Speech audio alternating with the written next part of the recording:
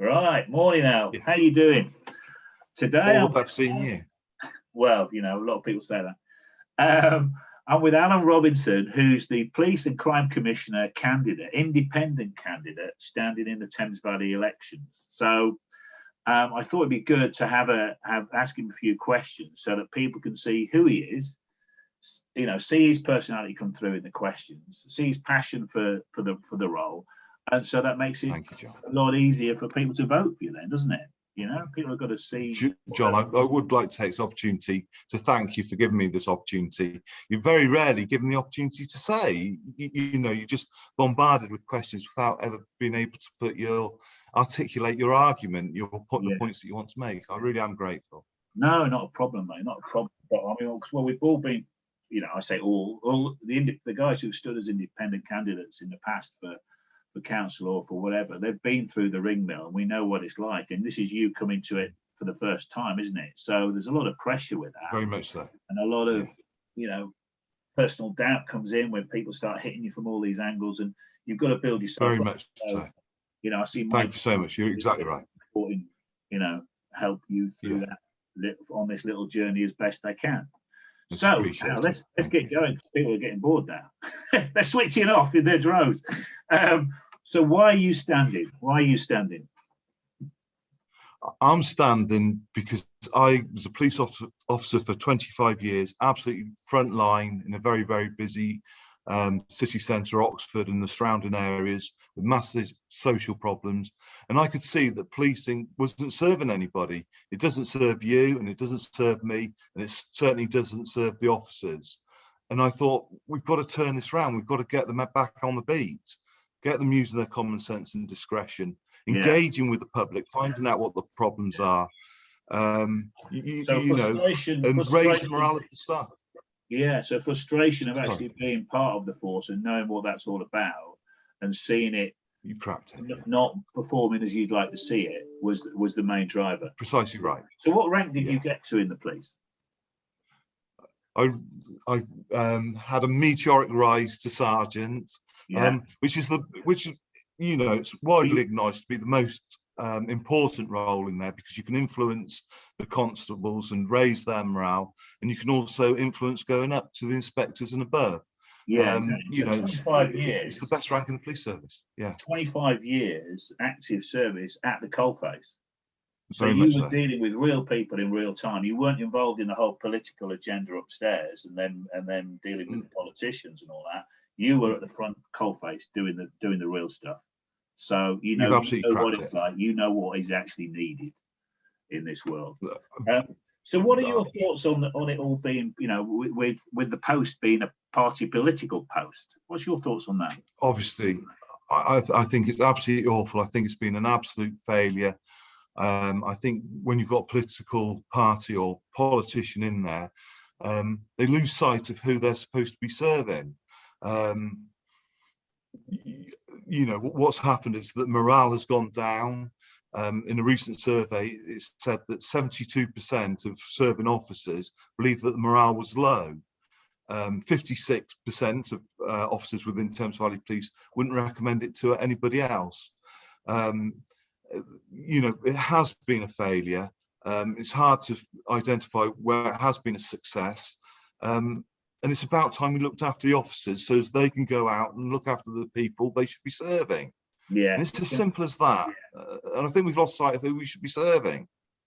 I think that's easily done, isn't it? And that's easily done. I mean, you end up in a world of meetings about meetings, and that's not very serving much anybody. And the amount of admin I hear that policemen have to do when, over a simple crime, that seems crazy as well. It's like, how is that serving anybody? How is that serving anybody? Exactly. Two things on that, John. One is that I understand that in huge corporations, they'll put in, the hourly rate for the people who are in attendance at the meeting. And it's really strange that every meeting lasts an hour. So if you've got a superintendent in the meeting and an inspector, put their hourly rate, see how much money this is wasting for the taxpayer instead of being out there serving the public. And on the subject of bureaucracy, within Thames Valley Police, they've introduced this system which was supposed to assist the constables in putting their files together for court, called the two-way interface program. And it's just so cumbersome. You know, for years we've heard how much bureaucracy's taken up police time, but this sort of like tops it all, that police officers put the file in and then it's bounced back to them, and then they've got to put it again. Instead of just spearheading it through and getting the file to court, it's just constantly bickering between the two departments as to what needs to be done. Oh, again, it was done without consultation from the people who use it. Which is typical. So turning that around and changing that and getting and having access for somebody who's been at the coalface, who can talk to the police officers, you know, doing their and understand where they're coming from, and relay that to the chief constable in an honest and open conversation, and agree terms, if you like, agree a strategy to move forward. That's got to be a good thing. Because on that point, I mean, the chief constable's job is to run operations, and his job is day to day, getting on with the job of making sure his police force, whatever that is. I mean, how many are in the Thames Valley Police Force? How many is it? Right, that's a really good question. There's 4,500 officers and about 3,800 staff, so 8,300. Now, I've put in freedom of information requests, and they won't actually identify how many officers are frontline. That would be the question that I'd be asking. Well, is how many of those officers are, you know, you've got the inverse triangle, that the people who are actually doing it is right down at the bottom of the inverse triangle. Well, I got criticised recently because I asked that very question of the local police, you know, the Thames Valley Police. I asked how many police officers, you know, are on duty, you know, directly on duty in Windsor at any given time. And the answer to that is, in terms of a police officer on duty looking after, you know, the neighbourhood side of things, is 1, assisted by between 1 and 6 PCSOs, and depending on the shift. Okay, that's. How did you find that out, just out of interest? Well, because I asked directly. I asked the question in a meeting, because we have regular monthly meetings with the local police force, and so I asked the question.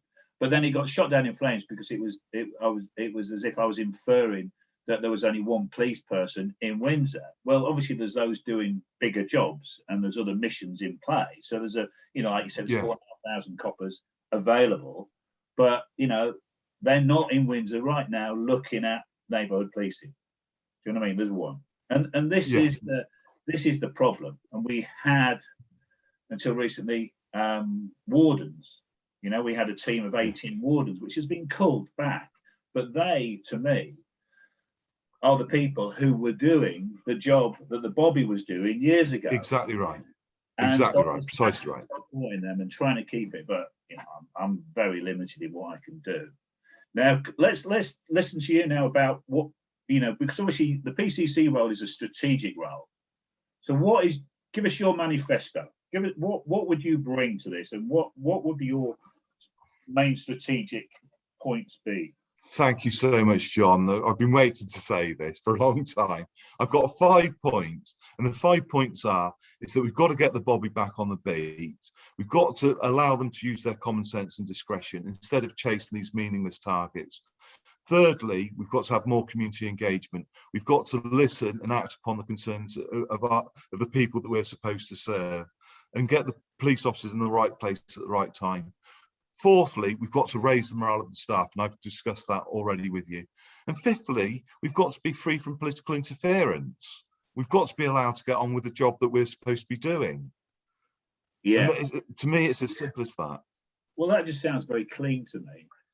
You know, there's no waffling there. There's like, we need to have policemen doing the job of talking to people, being part of the community, finding out what's going on, relaying that back to the guys that can, you know, come and support them whenever they can support them, and have that dialogue. You know, you police community. Yeah, you use the term. Sorry to talk over you, but you use a term earlier about the dialogue between myself and the chief constable. Open and honest. The only way that we can make progress with all this is to have an open and honest dialogue throughout all ranks, throughout all departments. And, you know, let's push this forward. Let's be honest and say, quite frankly, this isn't working. How are we going to get it to work? Brilliant. And open and honest about the amount of officers you've got on patrol. And doing the job. Yeah. So you have a strap line, don't you? What was that strap line? Remind me of it. You said it to me when we were talking. Right. So policing is about people. It's not about politics. Policing is about people, not politics. It's as simple as that.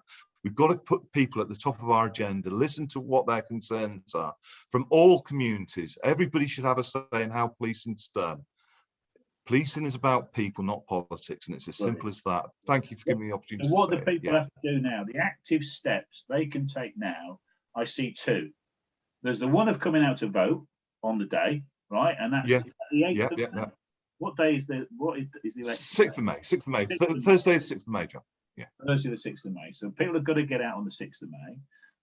And secondly, we need to get more people aware that you are actually standing as a candidate. So people need to share this video, but also that it would be great if they could contact you on your mobile number. What's your mobile number? So 0788 12 999, strangely enough. 50. I'll say that again. 0788 12 999 50. I've also got the Facebook page, Alan Robinson for PCC, and my email, policemore, all one word, 2021@gmail.com. policemore2021@gmail.com. So you're open. I'd love to hear from people. Yeah, you engage in the conversation. You're happy to do more interviews like this because the timeframes are very tight. So the more people that can contact you, do a quick video, share it with their contacts, and make more and more people aware, the better, right? Exactly right, precisely right. I'm enormously grateful. Brilliant, absolutely brilliant. That's all right. Love it, love it. Cheers, Alan. Thanks for your time, mate. Speak soon. Thank you. Cheers. Bye. Bye.